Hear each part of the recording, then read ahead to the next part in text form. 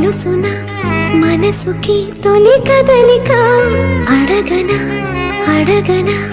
అతడిని మెల్లమెల్లగా నమ్ముతాడో నమ్మడో అని తెలుసుకోలేక